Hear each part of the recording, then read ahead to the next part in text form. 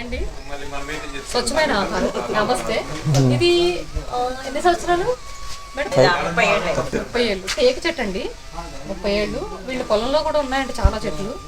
అసలు ఒక్కొక్క టేకు చెట్టు వాల్యూ చాలా ఉంటుంది, 10 నుంచి 50,000 మధ్యలో ఉంటుంది. ఇలాంటి టేకు చెట్లు అమ్మడానికి వీళ్ళు చెప్తే చాలా చీప్గా అడిగారంటండి. ఎవరికైనా టేకు చెట్లు రియల్గా కావాలంటే, ఎవరైనా ఇల్లు కట్టుకోవాలనుకుంటే టేకుతో, ఒరిజినల్ టేకుతో వచ్చి కట్ చేసుకుని దాని లోపల పీసెస్ అన్ని మిషన్తో కట్ చేయించుకుని ఇల్లు కట్టుకోండి. ఫ్యూచర్లో ఒకవేళ నేను ఇల్లు కట్టేలా ఉంటే వీళ్ళ దగ్గర టేకు చెట్లు నేనే కొనుక్కొని కట్ చేయించుకుని స్వయంగా ప్లంబర్స్ని పిలిపించి కట్టించుకుంటానండి. 2 చెట్లు ఎంత బాగున్నాయంటే వీళ్ళ దగ్గరికి మేము మన ఎకో ఫ్రెండ్లీ స్టోర్ పెట్టడానికి ఒక ఇండిపెండెంట్ హౌస్ అలాట్ చేశారు. దానికోసం వచ్చాము. మంచిగా రెడీ చేసేసారు. ఇది సంప్రదాయాన్ని బతికించుకోవడం అంటే ఇది. ఇలా తాగాలండి వాటర్ ఎప్పుడు కూడా చెట్టు కింద కూర్చుని. అసలైన మట్టి కుండలో చల్లటి అండర్ గ్రౌండ్ వాటర్. ఇప్పుడు నేను తాగి చూపిస్తాను.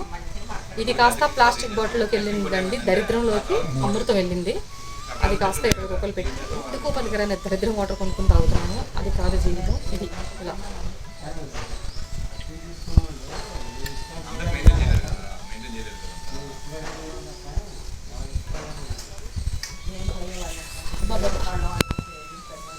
పొలంలో పనిచేసి ఇలా తాగాలి. ఎంత బాగుంది, పిచ్చిగా.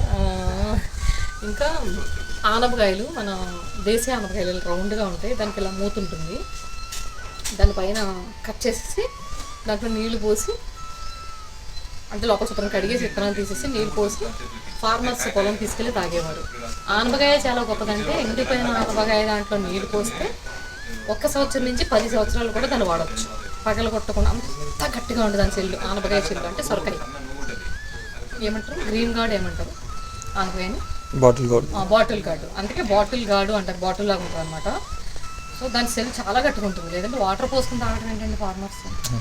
వాళ్ళకంటే గొప్ప సైంటిస్టులు ఎక్కడ ఉన్నారు మన భూమి మీద, యూనివర్సిటీ మీద.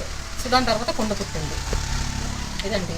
తర్వాత ఇంకొకటి ఎదురు బొంగులు అంటారు కదా, అవి ఎదురు బొంగులు చాలా రకాలు ఉంటాయి.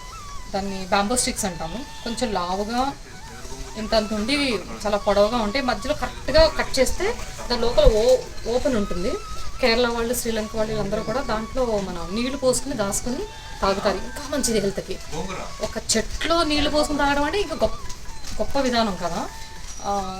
వాళ్ళ నూనెలు కూడా ఎదురు బొంగులోనే నిలబెట్టుకుంటారు. దాని క్యాప్ కూడా తయారు చేయొచ్చు. యూట్యూబ్లో ఉంటే చూస్తే నీకు దొరుకుతుంది.